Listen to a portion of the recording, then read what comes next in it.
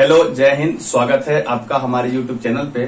आज जो बच्चों का सवाल आया है वो नाव और धारा चैप्टर से है। अगर एग्जामिनेशन पॉइंट ऑफ व्यू से देखें तो रेलवे और एसएससी दोनों ही एग्जाम में ये चैप्टर से हमेशा ही एक दो सवाल देखने को मिलता है। और अभी का जो सवाल आया हुआ है वो सवाल को अगर आप देखें गौर से तो अगर आप इसको बाय रूल सोल्व करने की कोशिश करेंगे तो निश्चित रूप से इसका कैलकुलेशन बढ़ जाएगा और ऐसे सवाल आपके टाइम बर्बाद करा देते हैं। ठीक है, लेकिन अगर आप इसको थोड़ा गौर से देखें और थोड़ा ऑप्शन की मदद लें तो ये सवाल आप आसानी से सोल्व कर सकते हैं। चलते हैं जल्दी से सवाल पे और देखते हैं कि आज का सवाल क्या आया है। सवाल आपके स्क्रीन पे है, आप भी इसको एक बार रीड करिए, हम भी एक बार पढ़ दे रहे हैं, इसके बाद सवाल का सोल्यूशन बता रहे हैं। ठीक है, तो सवाल कह रहा है कि एक नाव 10 घंटे में धारा के अनुकूल 36 किलोमीटर और धारा के प्रतिकूल 16 किलोमीटर की दूरी तय कर सकती है। यह 48 मिनट में धारा के अनुकूल 3 किलोमीटर और धारा के प्रतिकूल 1.2 किलोमीटर दूरी तय कर सकती है। धारा के प्रतिकूल नाव की गति किलोमीटर प्रति घंटा में क्या होगी। ठीक है, पहला ऑप्शन है 2, दूसरा ऑप्शन है 2.5, तीसरा ऑप्शन है 3.5 और चौथा ऑप्शन है 4।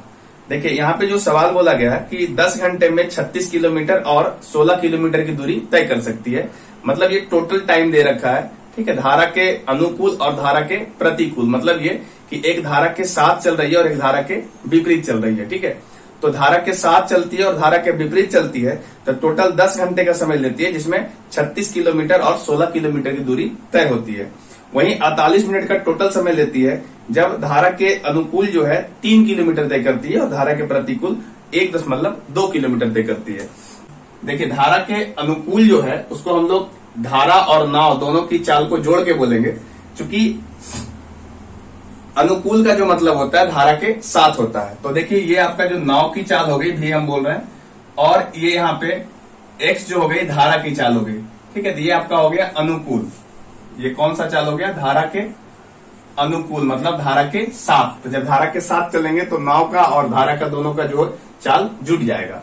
और अगर प्रतिकूल की बात बोलें तो प्रतिकूल हो जाएगा v-x, मतलब नाव की चाल, और उसमें हम लोग जो है आपकी धारा की चाल को घटा देंगे तो ये प्रतिकूल हो जाएगा, धारा के विपरीत दिशा में। ठीक है, तो और ये जो है ना टोटल टाइम, देखिए शुरू में क्या लिया है, देखिए एक छोटा सा फॉर्मूला है आपका कि समय बराबर जो होता है वो दूरी बटा चाल होता है ना। तो यदि हम टोटल टाइम को जोड़े, मतलब धारा के साथ और धारा के विपरीत यानी टोटल टाइम जोड़े, तो पहले 10 दिया हुआ है यानी 10 घंटे में जो है ये आपका तय करता है। तो टोटल टाइम 10 है। तो आपको देखिए पहला दूरी है धारा के अनुकूल, तो धारा के अनुकूल जो डाटा है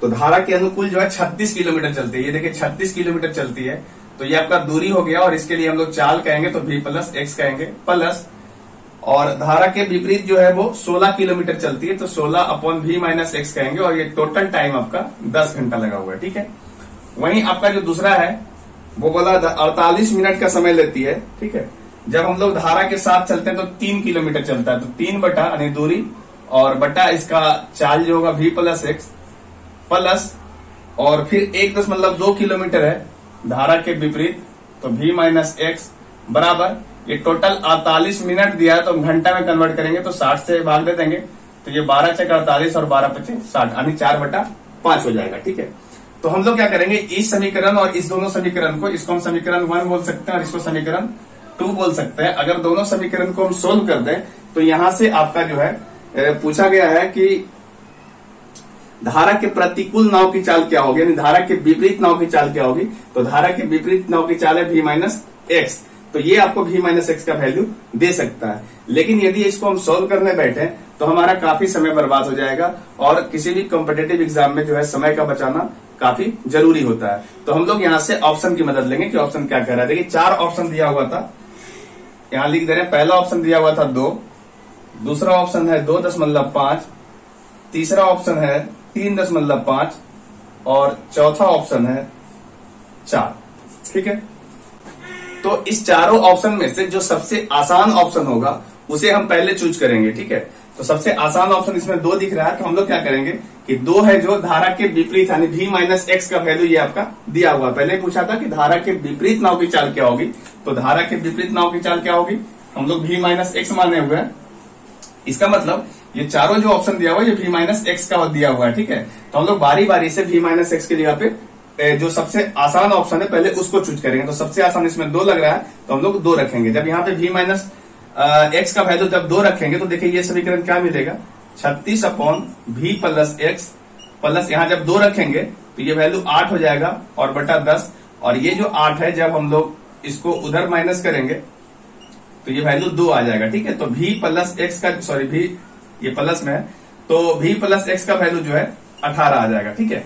अब यहां से देखिए हम लोग v माइनस एक्स का वैल्यू जब 2 रखे तो v प्लस एक्स का वैल्यू 18 आया। हम लोग क्या करेंगे, इस दोनों वैल्यू को यहाँ पे सेटिस्फाई कराने की कोशिश करेंगे कि ये यहाँ से अगर v प्लस एक्स का वैल्यू 18 रख दें और v माइनस एक्स का वैल्यू 2 रख दें तो क्या ये 4/5 आता है या नहीं आता। अगर 4/5 आ जाता है तो मेरा निश्चित रूप से जो है ऑप्शन नंबर 1 सही होगा। देखिए जब इसको हम यहाँ पे डायरेक्ट 18 रखेंगे तो ये वैल्यू 1/6 आ जाएगा, है ना। 18 रखेंगे तो ये कटेगा, 1/6 आएगा, प्लस यहाँ पे 2 रखेंगे तो ये आपका 0.6 आएगा, ठीक है, यानी 6/10 आएगा। जब इसको हम सोल्व कर रहे हैं तो ये वैल्यू देखिए आपका जो है 30 आएगा और यहाँ से 5 प्लस 18 आएगा। इस तरीके से आप इसको जब जोड़ते हैं तो ये वैल्यू 18 और 5 23 हो रहा है और 23/30 आ रहा है, मतलब 4/5 नहीं हो रहा है। इसका मतलब ये ऑप्शन नंबर 2 आपका सही नहीं है, ठीक है। अब आपको क्या करना है कि इसके अलावा जो 3 बच चुका है इसमें जो सबसे आसान है उस ऑप्शन को चूज करेंगे। देखिए तो जब हम यहां से अगेन ऑप्शन 4 को रखेंगे, ऑप्शन नंबर डी में जो दे रखा है 4 वैल्यू, इस 4 को अब जब यहाँ रखते हैं v माइनस एक्स की जगह पे तो देखिए क्या मिलता है। जब हम v माइनस एक्स की जगह पे 4 रखते हैं तो ये वैल्यू आपको मिल गया, 4 से भागा देंगे तो ये आपका 4×16 आएगा और ये आपका 10 आ गया।